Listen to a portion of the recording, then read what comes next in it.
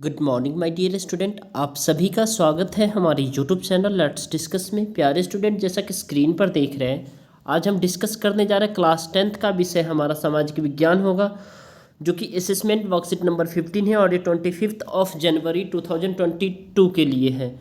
तो नीचे दिए गए अनुच्छेद को पढ़िए एवं प्रश्नों के उत्तर दीजिए। ठीक है, तो डियर स्टूडेंट, इस वर्कशीट को सबसे पहले आप खुद से कीजिए, उसके बाद आप आंसर यहाँ से मैच कर सकते हैं। टोटल मार्क्स 20 है। ठीक है, तो चलिए हम स्टार्ट करते हैं। नीचे दिए गए अनुच्छेद को पढ़ना है और इसके बाद इसका आंसर करना है। तो प्रति 100 वर्ग किलोमीटर में सड़कों की लंबाई को सड़क घनत्व कहते हैं। तो आपसे डायरेक्ट क्वेश्चन पूछा जाएगा, सड़क घनत्व किसे कहते हैं। ठीक है, तो आपको लिखना है ऐसे डायरेक्ट। देश में सड़कों की वितरण एक समान नहीं है, इसका घनत्व जम्मू और कश्मीर में 12.14 किलोमीटर प्रति 100 वर्ग किलोमीटर में है। यानी कि कह सकते हैं इसका जो है ना घनत्व जम्मू और कश्मीर में डियर स्टूडेंट 12.14 किलोमीटर प्रति 100 वर्ग किलोमीटर से केरल में 517.77 किलोमीटर प्रति 100 वर्ग किलोमीटर तक है, अर्थात 31 मार्च 2011 तक की है। जबकि वर्ष 31 मार्च 2011 के अनुसार सड़क का औसत राष्ट्रीय घनत्व 142.68 किलोमीटर प्रति 100 वर्ग किलोमीटर था, जो कि भारत में सड़क परिवहन अनेक समस्याओं से जूझ रहा है। यातायात व यात्रियों की संख्या को देखते हुए सड़कों का जाल अपर्याप्त है। लगभग आधी सड़कें कच्ची है तथा वर्षा ऋतु के दौरान इनका उपयोग सीमित हो जाता है। राष्ट्रीय राजमार्ग की अपर्याप्त है। इसके साथ ही शहरों में भी कुछ सड़कें अत्यंत तंग तथा भीड़ भारी है। यानी शहर में भी जो कुछ सड़कें हैं वो काफ़ी भीड़ भाड़ वाला है तथा इन पर बने पुल व पुलिया पुराने तथा तंग है। परंतु हाल के वर्षों में देश के विभिन्न भागों में सड़क मार्गों का तेज़ी से क्या हो रहा है, विकास हो रहा है। ठीक है, अब इसमें हम देखेंगे प्यारे स्टूडेंट, जो कुछ बहुत ही आसान से प्रश्न है। ठीक है, ये सारे 1 मार्क्स के प्रश्न हैं। ठीक है, भारत के किस राज्यों में सड़क घनत्व सबसे अधिक है, ये सारे प्रश्न हैं। और साथ साथ में आपके ये सारे प्रश्न हैं। ठीक है, ये 2 क्वेश्चन 1 मार्क्स के हैं और ये 2 मार्क्स के हैं। ठीक है, और ये सारे यहाँ तक आपके जो है ना डियर स्टूडेंट, ये 2 मार्क्स के और ये 3 मार्क्स के और ये 5 मार्क्स के हैं। ठीक है, और ये 9 क्वेश्चन आपके 1 मार्क्स के। राजा शासी हवाई पतन, जो कि मोस्ट इंपोर्टेंट है, ये कहाँ है, ये पूछा जाता है। तो पहले 9th क्वेश्चन हम डायरेक्ट कर लेते हैं।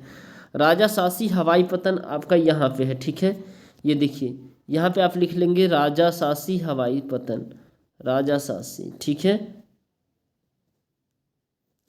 हवाई पतन पंजाब में है। ठीक है, हवाई पतन आप यहाँ पे नोट डाउन कर लेंगे। ये रहा, आपको लोकेट मैंने कर दिया है। ठीक है, आप इसे कर लीजिएगा। चलिए अब इसके कुछ महत्वपूर्ण प्रश्न हैं, उस सभी को देखते हैं। भारत के किस राज्य में सड़क घनत्व सर्वाधिक है? तो अभी अभी बताया है, जो केरल में सर्वाधिक है। सड़क घनत्व के से आप क्या समझते हैं? प्रति 100 वर्ग किलोमीटर में सड़कों की कुल लंबाई, यानी 100 वर्ग किलोमीटर में जो सड़कों की कुल लंबाई को ही सड़क घनत्व कहते हैं।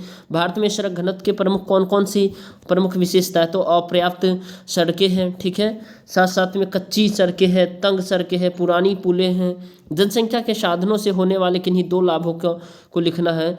तो जनसंख्या के साधनों जैसे समाचार पत्र, टीवी आदि से हमें आसपास की सूचना तथा जानकारी क्या होती है, प्राप्त होती है। और साथ साथ में जनसंख्या के साधन हमारे ज्ञान तथा मनोरंजन का भी माध्यम है। वायु परिवहन के महत्व को स्पष्ट कीजिए। तो वायु परिवहन सबसे तेज तथा आरामदायक परिवहन का साधन है और इससे दुर्गम इलाकों में आवागमन आसान हो जाता है। ठीक है, और इसका प्राकृतिक आपदा के समय यह सबसे महत्वपूर्ण परिवहन का साधन है।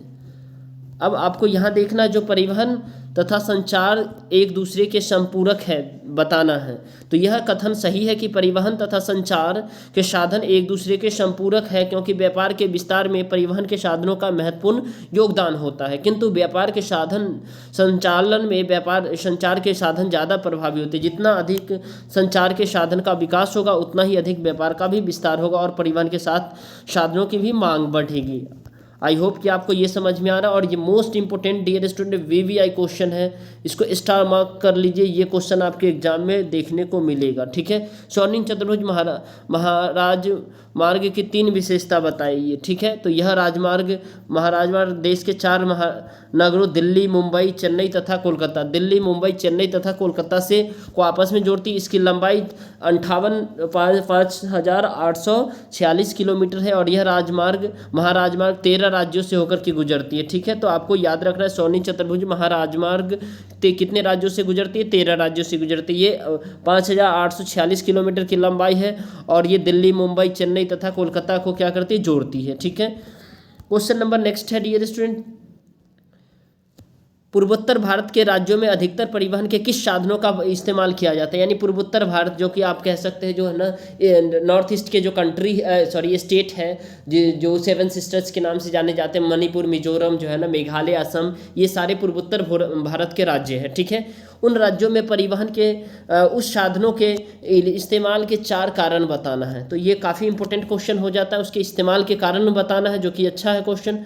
तो चलिए, पूर्वोत्तर भारत में अधिकतर वायु परिवहन का प्रयोग किया जाता है। किसका? वायु परिवहन जैसे हवाई जहाज़ वगैरह, ठीक है।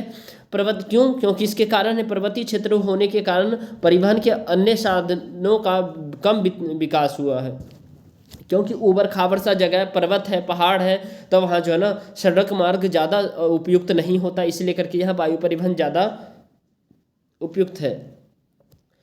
घने जंगल होने के कारण परिवहन के अन्य साधनों का विकास हुआ है। ज़्यादा जंगल है तो इसलिए करके यहाँ काफ़ी ज़्यादा विकास हुआ है। हजारों नदियाँ होने के कारण परिवहन के अन्य साधनों का भी कम विकास हुआ है और बहुत सारी नदियाँ हैं, इस वजह से वहाँ विकास नहीं हो पाया है। आई होप कि आप ये समझ पा रहे हो डियर स्टूडेंट, ठीक है। अब देखिए इसके बाद जो है ना हजारों नदियाँ हो गया और बाढ़ प्रभावित क्षेत्र होने के कारण परिवहन के अन्य साधनों का कम होना, ठीक है। तो ये बहुत सारे ये जो रीजन थे, ठीक है, ये है। और साथ साथ में हम कह सकते हैं जो कम जनसंख्या घनत्व, और यहाँ जनसंख्या घनत्व कम है, इस वजह से भी है। इस वीडियो को जरूर लाइक करें, चैनल पे नए हैं तो चैनल को सब्सक्राइब करिए डियर स्टूडेंट, और वीडियो को शेयर कर दीजिए, ठीक है। क्योंकि इस चैनल पे आपको लेटेस्ट अपडेट मिलता रहता है और टेलीग्राम का लिंक डिस्क्रिप्शन बॉक्स में, वहाँ से ज्वाइन हो लीजिए ताकि आपको लेटेस्ट अपडेट मिलते रहे, ठीक है। तो चलिए प्यारे स्टूडेंट, फिर लास्ट का एक क्वेश्चन है वो भी देख लेते हैं, ठीक है। चलिए, ये एक क्वेश्चन आपका था, जो दिए गए भारत के राजनीतिक रेखा मानचित्र पर निम्नलिखित को दर्शाइए। अमृतसर यानी राजा सांसी हवाई पतन। तो राजा सांसी हवाई पतन मैंने अभी भी बताया है, इसको आपको अच्छे से मार्क कर लेना है, ठीक है। ये हवाई पतन है, राजा सांसी हवाई पतन। तो ये रहा आपका राजस्थान के ऊपर में है राजा सांसी हवाई पतन, ये। और ये एग्जैक्ट मैंने लोकेशन आपको मार्क करके बताया, एग्जैक्ट लोकेशन, ठीक है। तो यही है राजा सांसी हवाई पतन,